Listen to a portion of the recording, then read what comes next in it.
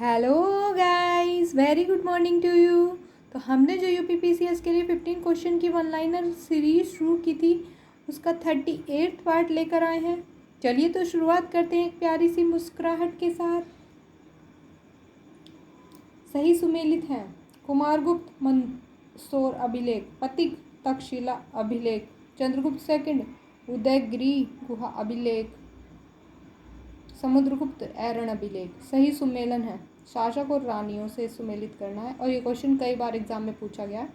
चंद्रगुप्त की रानी का नाम था कुमार देवी, समुद्रगुप्त की दत्ता देवी, चंद्रगुप्त द्वितीय की कुबेर नागा, कुमारगुप्त प्रथम की अनंत देवी। ईसा की तीसरी शताब्दी से जब हूण आक्रमण से रोमन साम्राज्य समाप्त हो गया, भारतीय व्यापारी अधिकाधिक निर्भर हो गए दक्षिण पूर्व एशियाई व्यापार पर। गुप्त काल में उत्तर भारतीय व्यापार जिस एक पत्तन से संचालित होता था वह है ताम्रलिप्ति।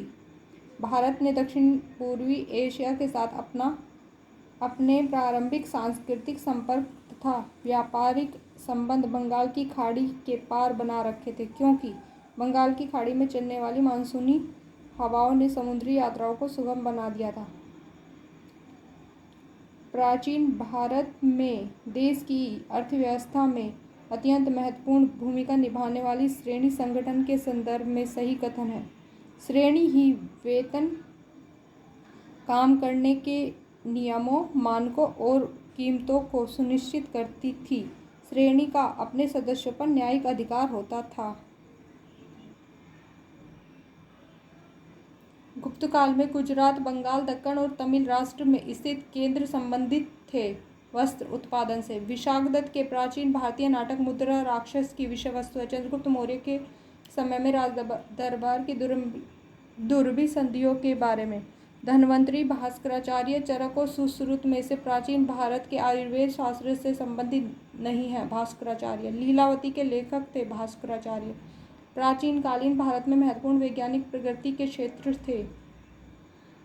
प्रथम शती ईस्वी में विभिन्न प्रकार के विशिष्ट शल्य औजारों का उपयोग आम था। 5वीं शती ईस्वी में कोण के जा का सिद्धांत ज्ञात था। 7वीं शती ईस्वी में चक्रीय चतुर्भुज का सिद्धांत ज्ञात था। भारतीय यात्रा में फायान ने एक अस्पताल का उल्लेख किया है। यह स्थित था पाटलिपुत्र में। चंद्रगुप्त के 9 रत्नों में से फलित ज्योतिष से संबंधित था छपणक। कालिदास जिसके शासनकाल में थे वह शासक थे चंद्रगुप्त सेकंड। वह गणितज्ञ जिसने पहली बार व्याख्या की कि पृथ्वी अपनी धुरी पर घूमने के कारण प्रतिदिन सूर्योदय और एवं सूर्यास्त होता है, आर्यभट्ट। तो गाइस आज के लिए बस इतना ही। रिवीजन करते रहिए। Okay bye.